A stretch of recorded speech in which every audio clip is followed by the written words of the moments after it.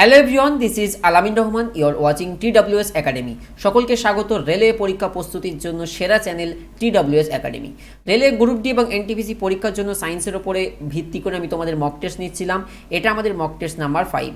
যদি তুমি নতুন দর্শক হয়ে থাকো অবশ্যই সাবস্ক্রাইব করে নেবে অ্যান্ড ভিডিওটিতে অতি অবশ্যই একটা লাইক করে দাও। দীর্ঘদিন ব্যাপী পর ক্লাস হচ্ছে, সো খুবই ভালো লাগছে আমার। অ্যান্ড তোমরা প্রথম থেকে শেষ পর্যন্ত দেখবে, অনেক তথ্য সমৃদ্ধ একটি পর্ব দেখতে পাবে।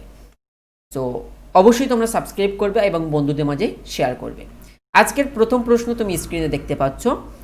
কোশ্চেনটা এমন এসেছিল, কাজ কেবল তখনই করা যেতে পারে যখন শূন্যস্থান থাকে। তখন কি থাকে আমাদেরকে বলতে হবে। আমরা ছোটবেলায় একটা ডেফিনিশন পড়েছিলাম যে কাজ করার সামর্থ্যকে শক্তি বলে। আমরা যখন ছোট্টবেলায় শক্তির ডেফিনেশন পড়েছিলাম, শক্তির ডেফিনেশনে আমাদের বলা হয়েছিল কাজ করার সামর্থ্যকে শক্তি বলে। এবার সেই লাইনটাকে একটু এপাশ ওপাশ করে সাজাও, দেখো তুমি এটাই পাবে। কাজ কেবলই তখনই করা যেতে পারে যখন কাজ করার শক্তি থাকে, রাইট? সেই কারণে option A is the right answer. এটা মূলত এসেছে ওয়ার্ক, পাওয়ার অ্যান্ড এনার্জি বলে একটা চ্যাপ্টার রয়েছে, ক্লাস 9-এ আমরা পেয়ে থাকি, কার্য, ক্ষমতা ও শক্তি।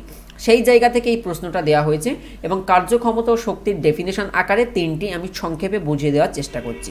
তাহলে ক্লিয়ার যে শক্তি বলতে আমরা কাজ করার সামর্থ্যকে বোঝাই। এবারে আমরা এই ওয়ার্কটা কী জিনিস সেটাকে খুব সুন্দরভাবে আমরা বোঝার চেষ্টা করবো। একটু প্রথম থেকে শেষ পর্যন্ত দেখো। ওয়ার্ক বলতে আমরা কার্য বলছি। তো এই কার্যের ডেফিনেশন কি বলছে? কোনো একটা বস্তুর ওপর যদি আমি বল প্রয়োগ করি, বল প্রয়োগ করার পরে যদি বস্তুর প্রয়োগ বিন্দু স্মরণ ঘটে, তবে আমি বলি যে প্রযুক্ত যে বল দেওয়া হয়েছিল সেই বলটা কার্য করেছে। ফর এক্সাম্পল, এখানে তুমি একটা বস্তু দেখতে পাচ্ছ, এই যে একটা বস্তু দেখতে পাচ্ছ, এ নামক একটা বস্তু রয়েছে। এই বস্তুর উপর এফ মানের আমি একটা বল প্রয়োগ করছি, খুব মন দিয়ে এফ মানের একটা বল প্রয়োগ করছি। বল প্রয়োগ করার পরে যদি এ বস্তুটা স্মরণ না ঘটতো তবে কিন্তু কার্য হতো না। এ বস্তুটা দেখো এস পরিমাণ স্মরণ হয়েছে, এ বস্তুটা এখান থেকে সরে এই পজিশনে এসেছে, অর্থাৎ এই যে দূরত্বটা সেটা হচ্ছে এস দূরত্ব, এটাকে আমরা স্মরণ বলবো। সো কোনো বস্তুর ওপরে যদি আমি বল প্রয়োগ করি এবং বল প্রয়োগ করার পরে যদি দেখা যায় বস্তুর প্রয়োগ বিন্দুর স্মরণ ঘটে, তখনই আমরা বলবো এই যে বল আমি প্রয়োগ করেছিলাম সেই বলটা কার্য করেছে। ক্লিয়ার হয়েছে? সেই ছবিতে এটাই বোঝানো হয়েছে, আর কিচ্ছু না। তাহলে কৃতকার্যকে আমরা ডাব্লিউ দিয়ে প্রকাশ করব, অর্থাৎ ওয়ার্ক। কৃতকার্য ইকাল টু কি হলো? প্রযুক্ত বল ইনটু বলের অভিমুখে স্মরণ, অর্থাৎ আমি বল যেদিকে ক্রিয়া করছে বস্তুর গতির অভিমুখটাও সেই দিকে থাকছে, উল্টো দিকে হচ্ছে না। ফর এক্সাম্পল, আমি মনে করি একটা আলমারিকে ঠেলার চেষ্টা করছি, করলাম। এবার ধর আলমারিটা তার প্রয়োগ বিন্দু স্মরণ ঘটলো না, অর্থাৎ সে আমার থেকে মনে করো ভেরি ওয়েটি, তো আমি তাকে পুশ করলাম, সে তার স্থান পরিবর্তন করলো না, সেক্ষেত্রে কিন্তু কার্য হলো না। এবারে তার প্রয়োগ বিন্দু যদি স্মরণ আমি ঘটাই, এবং কোন দিকে স্মরণ ঘটবে? বল যেদিকে ক্রিয়া করে সেই বলের অভিমুখে স্মরণ ঘটবে, অর্থাৎ আমি আলমারিকে এইভাবে পুশ করছি, অর্থাৎ আলমারি এই দিকেই সরে যাবে। ক্লিয়ার? তো সেটাই বলানো হচ্ছে, অর্থাৎ কৃতকার্য। তাই আমরা বলতে পারি কৃতকার্য ডাব্লিউ ইকাল টু এফ, অর্থাৎ এফ বলতে প্রযুক্ত বল অর্থাৎ ফোর্স ইন্টু বলের অভিমুখে স্মরণ, এফ ইন্টু এস। এইটাই হচ্ছে মূলত কার্য। তাহলে বোঝা গেছে এই রিলেশনটা দিয়েই কিন্তু তোমরা এমসিকিউস পাবে। আর কথা দিয়ে রাখলাম, ওয়ার্ক, পাওয়ার অ্যান্ড এনার্জিতে রেলে গ্রুপ ডি কিংবা এনটিপিসিতে প্রশ্ন থাকবেই, গ্যারান্টি তুমি লিখে রাখতে পারো। বিকজ রেলের গ্রুপ ডির এমন কোনো সেশন নেই যেখানে এই চ্যাপ্টার থেকে কোশ্চেন আসেনি। ক্লিয়ার? এবারে আমরা দেখি ইউনিট, এর এককটা কি, এই কার্যের একক আমরা কি, আমরা এটা জানলাম। এবার চলো এককটা বুঝে নেই। সিজিএস পদ্ধতিতে এর একক হচ্ছে আর্গ, সিজিএস পদ্ধতিতে কার্যের একক হচ্ছে আর্গ, এবং এসআই পদ্ধতিতে কার্যের একক হচ্ছে জুল। তাহলে এই আর্গ এবং জুলের মধ্যে কি রিলেশন রয়েছে? মনে রাখবে 1 জুল সমান 10⁻7 আর্গ। বোঝা গেছে? আমরা আবার রিপিট করছি, কাজ করার সামর্থ্যকে শক্তি বলে। কার্য তখনই হবে যখন বস্তুর প্রয়োগ বিন্দু স্মরণ ঘটবে। এর একক আমরা কি দিয়ে প্রকাশ করব? সিজিএস পদ্ধতিতে আর্গ এককে প্রকাশ করব, এসআই পদ্ধতিতে জুল এককে প্রকাশ করব। এবং এই সিজিএস এবং এসআই এককের মধ্যে সম্পর্ক কি? 1 জুল সমান 10⁻7 আর্গ। এটা আমাদেরকে হুবহু মুখস্থ রাখতে হবে। তাহলে এই গেল আমার কার্য। এবারে চলো আমরা ক্ষমতা বা পাওয়ার আমরা বোঝার চেষ্টা করি। ক্ষমতাটা কি? ক্ষমতা হচ্ছে সময়ের সাপেক্ষে কাজ করার হার। ফর এক্সাম্পল, আমরা মনে করি এখানে একটা চৌবাচ্চা রয়েছে, এখানে একটা চৌবাচ্চা রয়েছে, দুটো চৌবাচ্চা, আমরা এখানে দুটো পাম্প লাগিয়েছি। এখানে একটা মনে করো 1/2 HP একটা মিনি পাম্প লাগিয়েছি, এখানে একটা 1 HP মিনি পাম্প লাগিয়েছি। তো ডিয়ার স্টুডেন্টস, তোমরাই বলতে পারবে এই দুটো পাম্পের মধ্যে দুটো মনে করো এ চৌবাচ্চা এবং বি চৌবাচ্চা, কোন চৌবাচ্চাটা দ্রুত খালি হবে? তোমরা অবশ্যই বলবে যে 1 HP যেটা রয়েছে সেই 1 অশ্ব ক্ষমতাযুক্ত যে মোটরটা আমি ব্যবহার করেছি জল অপসারণের জন্য, এই ট্যাঙ্কটা এই চৌবাচ্চাটা একই মানে অতি দ্রুত খালি হবে। তার কারণ ক্ষমতাটা এর বেশি। তো ক্ষমতাটা কি? সময়ের সাপেক্ষে যে কাজ করার হার, তাকে আমরা ক্ষমতা বলি। আমরা এখান দিয়ে তুমি নিশ্চয়ই কল্পনা করতে পারছো, এই যে 1 HP যে মোটরটা ইউজ করেছিলাম এর ক্ষমতার হারটা অবভিয়াসলি বেশি, তাই সময়ের সাপেক্ষে কাজ করার হারকে আমরা ক্ষমতা বলি। ক্ষমতাকে আমরা পাওয়ার বা পি দিয়ে প্রকাশ করব। এবারে আমরা সেটাকে যদি টি সময় ধরে ডাব্লিউ পরিমাণ কার্য করে, তাহলে আমরা বলে থাকবো P equal to W by T. অর্থাৎ ডাব্লিউ বলতে কি, আমরা আগের স্লাইডে আমরা দেখেছি ডাব্লিউ বলতে আমরা কি পেয়েছি, ওয়ার্ক, অর্থাৎ কৃতকার্য পেয়েছিলাম, এই যে ওয়ার্ক। তাই আমি বলতে পারি ডাব্লিউ মানে হচ্ছে কৃতকার্য অ্যান্ড টি বলতে সময়, অর্থাৎ টি সময়ে যে পরিমাণ কার্য করছে সেটাই হচ্ছে তার ক্ষমতা। এবারে এখান থেকে এই রিলেশনটা বার করা যাবে সাইড চেঞ্জ করে, যে আমি কৃতকার্যটা বার করতে চাই, তাই W equal to P into T, অর্থাৎ কৃতকার্য ইকাল টু পাওয়ার ইন্টু টাইমও কিন্তু আমরা বার করতে পারছি। এখানে তোমাদের কি জানতে হবে, এই ক্ষমতা কি প্রকার রাশি, স্কেলার রাশি না ভেক্টর রাশি? এর কিন্তু কোনো অভিমুখের গল্প নেই।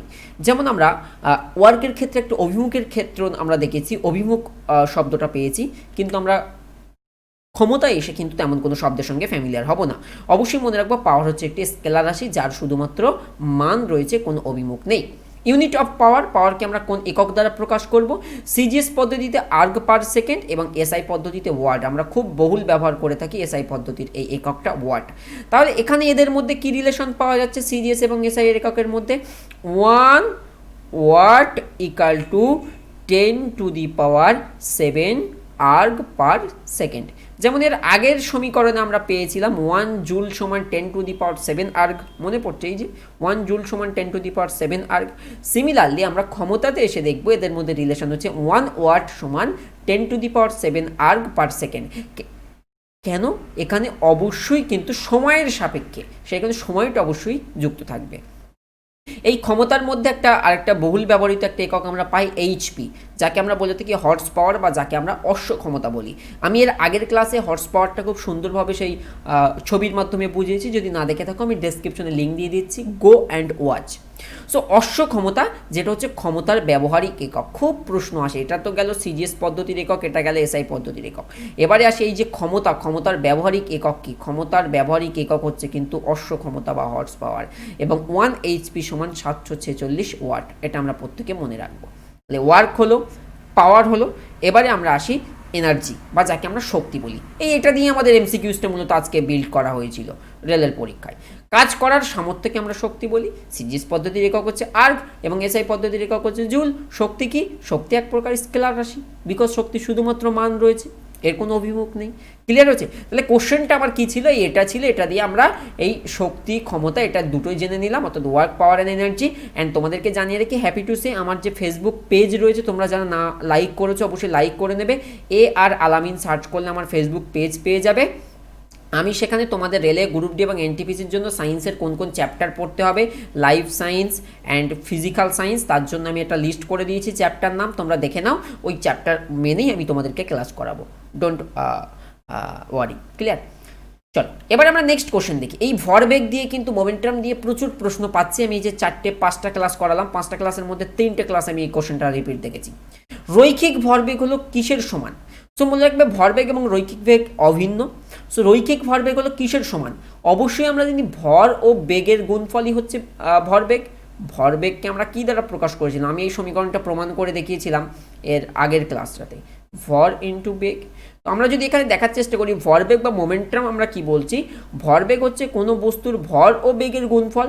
ভরবেগ হলো বস্তুর গতীয় যে অবস্থাটা, এটাকে আমরা রৈখিক ভরবেগও বলে থাকি। সুতরাং এর দুটো অভিন্ন তোমরা মনে রাখবে। বেগের ন্যায় রৈখিক ভরবেগ বা ভরবেগ একটি ভেক্টর রাশি, কারণ এর এই মান রয়েছে অ্যান্ড এই বেগ বলতে কোনো একটা অভিমুখ রয়েছে, এই কারণে এটা হচ্ছে একটা ভেক্টর রাশি। তাহলে রৈখিক ভরবেগ কিসের সমান? ভর বেগের সমান। আসলেই মূলত এইটা মনে রাখবে, ভর বেগ ইকাল টু রৈখিক ভরবেগ, অভিন্ন। ক্লিয়ার? এইটা জানলেই তোমার অনেকগুলো এমসিকিউ তুমি পেরে যেতে লাস্ট ইয়ারে। নেক্সট, কে প্রস্তাব করেন যে প্রতিটি মৌলের একটি চরিত্রগত পারমাণবিক ভর রয়েছে? দেখো, অ্যাটমিক স্ট্রাকচার বা অ্যাটম নিয়ে আমি তোমাদের ক্লাস করাবো চ্যাপ্টার ওয়াইজ, ডোন্ট ওয়ারি। এবার এই কোশ্চেনটা যদি আমরা দেখার চেষ্টা করি, জন ডাল্টন 1808-এ তিনি যে স্বীকার্য দিয়েছিলেন, যদি তোমরা সেই কতগুলি স্বীকার্য জানো তাহলে কিন্তু উত্তর দিতে পারবে। কি ছিল? 1803 সালে ইংরেজ পদার্থ ও রসায়ন বিজ্ঞানী জন ডাল্টন পরমাণু সম্পর্কে একটি তত্ত্ব প্রকাশ করেন, যেটাকে আমরা জন ডাল্টনের পরমাণুবাদ নামে পরিচিত। ফার্স্ট স্বীকার্যে কি বলেছিলেন? পদার্থ মাত্রই অতি ক্ষুদ্র কণার সমষ্টি, এই কণাগুলোর নাম পরমাণু। তিনি বলেছিলেন কোনো একটা পদার্থ, এই পদার্থ মানে অতি ক্ষুদ্র ক্ষুদ্র কণার সমন্বয়ে গঠিত, যেই কণাগুলোর নাম তিনি দিয়েছিলেন অ্যাটম, ছিল ফার্স্ট স্বীকার্য। সেকেন্ড, একই পদার্থের পরমাণুগুলির আকার, ভর এবং অন্যান্য বৈশিষ্ট্য একই রকম হয়। বলছে একই পদার্থের পরমাণুগুলির ভর, গঠন, ধর্ম একই হবে, বাট ভিন্ন পদার্থের ক্ষেত্রে তাদের ভিন্ন রকম হবে।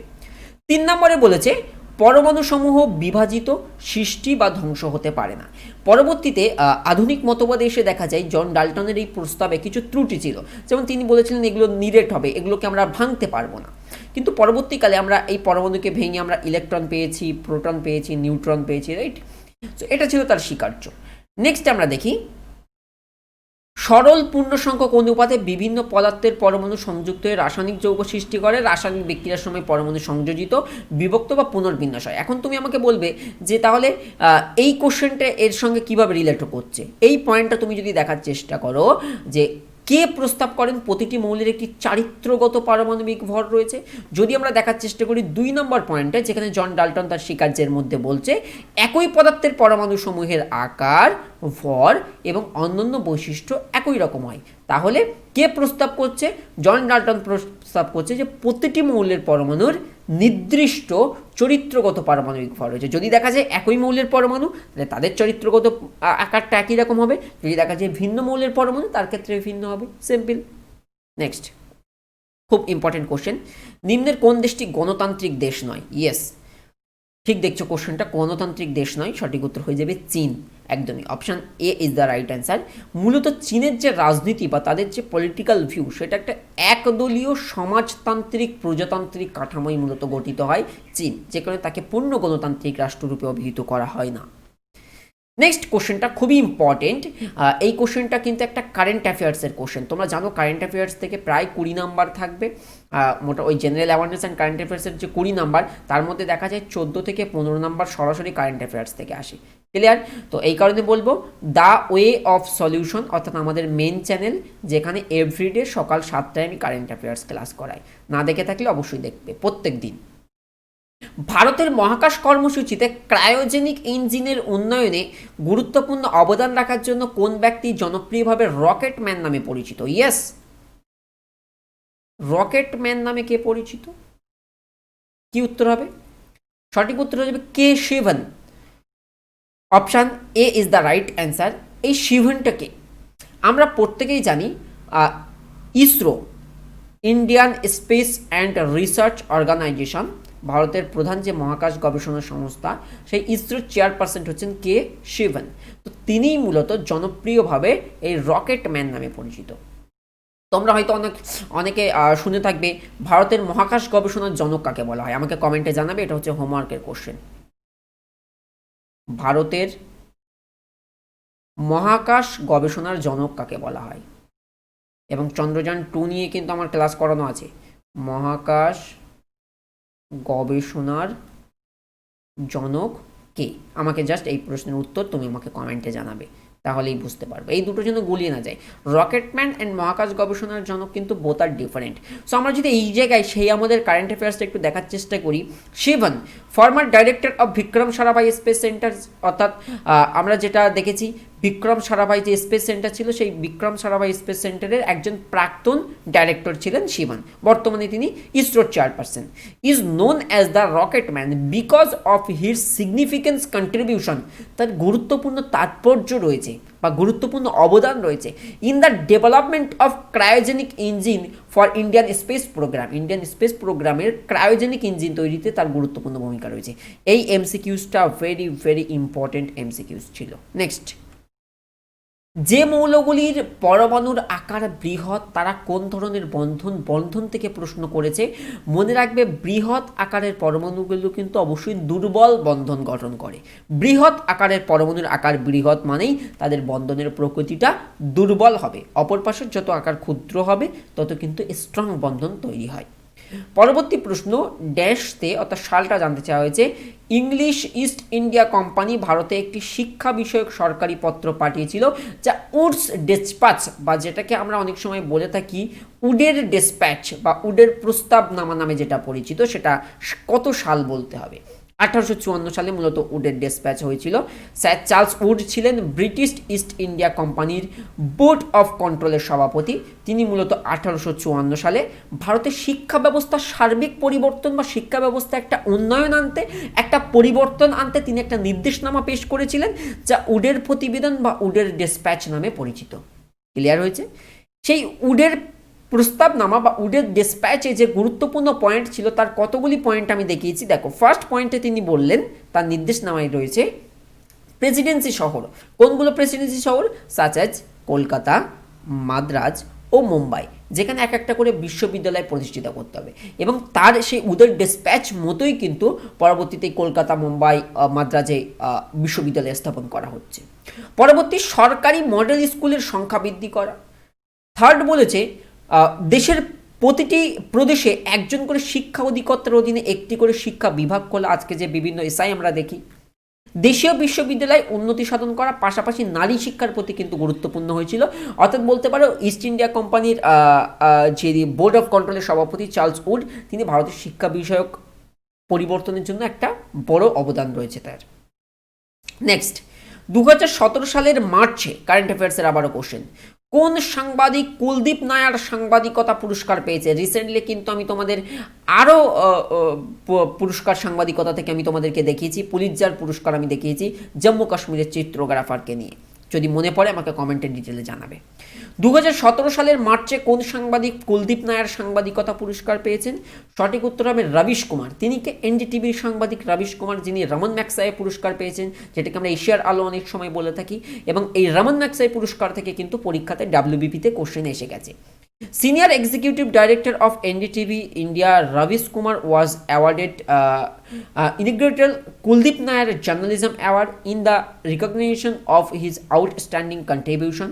তার এত সুন্দর যে জার্নালিজম বা সাংবাদিকতা, তার জন্যই কিন্তু কুলদীপ নায়ার সাংবাদিকতা পুরস্কার পেয়েছে। এবং তার পাশাপাশি তিনি মনে রাখবে তিনি কিন্তু রমন ম্যাকসাই পুরস্কার পেয়েছেন রবিশ কুমার। নেক্সট কোশ্চেন, কোন বিপ্লবী নেতা কিউবায় ভূমি সংস্কার এবং সাক্ষরতার ক্ষেত্রে ব্যাপক উন্নয়ন ঘটান? আমরা সবাই জানি তিনি হচ্ছেন ফিদেল কাস্তে। Option A is the right answer. Fidel কাস্তে তিনি একজন কিউবার রাজনৈতিক নেতা ও সমাজতন্ত্রী একজন বিপ্লবী। 17তম কিউবার রাষ্ট্রপতি, এটা তোমরা মনে রাখবে, তিনি 17তম কিউবার রাষ্ট্রপতি ছিলেন। এবং তিনি কিউবার যে সর্বোচ্চ সামরিক পদ, আমাদের যেমন সর্বোচ্চ সামরিক বা বেসামরিক পদ রয়েছে, সিমিলারলি কিউবার সর্বোচ্চ সামরিক পদ হচ্ছে, যেটাকে ওদের ভাষায় এটা ইংরেজিতে রূপান্তর করলে আসে কমান্ডার ইন চিফ, সেটাও কিন্তু তিনি পেয়েছিলেন। কিউবার সর্বোচ্চ সামরিক পদ হচ্ছে কমান্ডার ইন চিফ, সেটাও কিন্তু তিনি পেয়েছিলেন ফিদেল কাস্তে। নেক্সট কোশ্চেনটা ভেরি ইম্পর্টেন্ট। আধুনিক পর্যায় সারণীতে কোন পর্যায়ে সর্বাধিক সংখ্যক অধাতু থাকে? ডোন্ট ওয়ারি, আমি পিরিয়ডিক টেবিল করিয়ে দেবো। ইয়েস, তোমরা হয়তো ভাবছো দাদা কবে করাবেন। আসলে আমার এখানে এখন ইন্টারনেট খুব মতো স্টেবল হয়নি। ব্রডব্যান্ড কানেকশানে আমফান ঘূর্ণিঝড়ের পরে এখনও প্রবলেম চলছে। আমি এখন মোবাইলের নেট দিয়ে হয়তো ক্লাসটা আপলোড দিব। তো আমার ব্রডব্যান্ড স্টেবল হলেই আমি চ্যাপ্টার ভিত্তিক ক্লাস রেডি করব। ইতিমধ্যে আমি কোন কোন চ্যাপ্টার পড়াবো আমি নিজে ঠিক করেছি এবং ফেসবুকে আপডেট দিয়েছি। AR আলামিন আমার ফেসবুক পেজে তোমরা পেয়ে যাবে। অধাতু থাকে সবচেয়ে কোন পর্যায়ে? সঠিক উত্তর হবে 2 নম্বর পর্যায়। তো যদি আমরা দেখা যায় 2 নম্বর পর্যায়ে, সেখানে আমরা সর্বোচ্চ যে অধাতুর সংখ্যা দেখতে পাবো, সেখানে আমরা কি কি দেখতে পাই শুধু একটু দেখো। Lithium, beryllium, boron, carbon, nitrogen, oxygen, fluorine, neon. এখানে দেখো অধাতুর সংখ্যাটা সবচেয়ে বেশি। তো তোমরা এখন হঠাৎ করে আমি যদি এটা বলি, মুখস্থ করা ছাড়া কোনো ওয়ে নেই, তোমরা মনে রাখতে পারবে না। সো আমাকে একটু সময় দাও, আমি পিরিয়ডিক টেবিলটা খুব সুন্দরভাবে রপ্ত করিয়ে দেবো। Clear? So don't forget to hit the like button. আজকের পর্বটা আমি এখানেই শেষ করছি। জাস্ট তুমি এখানে এটা মনে রাখো, আধুনিক পর্যায় সারণীতি মডার্ন যে পিরিয়ডিক টেবিল রয়েছে সেখানে কোন পর্যায়ে সর্বাধিক, 2 নাম্বার যে পর্যায়ে রয়েছে সেখানে সর্বাধিক সংখ্যক নন মেটাল বা অধাতুর উপস্থিতি দেখা যায়, such as carbon, nitrogen, oxygen. এই সমস্ত কিন্তু অধাতুগুলো আমরা মূলত লক্ষ্য করতে পারি এই 2 নম্বর পর্যায় আধুনিক পর্যায় সারণীতে। সো আমি তোমাদের পিরিয়ডিক টেবিলটা ইজিলি বুঝিয়ে দেবো। এতদূর অবধি ক্লাস দেখেছো মানে অবশ্যই একটা লাইক আমি এক্সপেক্ট করছি। অ্যান্ড ডু শেয়ার, ক্লাসগুলো অবশ্যই বন্ধুদের মাঝে শেয়ার করো, because sharing is caring and be positive, spread positivity. Thank you so much for watching. And নতুন দর্শক হলে তোমাকে অবশ্যই কষ্ট করে একটু সাবস্ক্রাইব করতে হবে। দেখা হচ্ছে ঠিক পরবর্তী পর্বে, সে পর্যন্ত ভালো থাকবে, সুস্থ থাকবে, ready to fight for competitive exam. Thank you so much.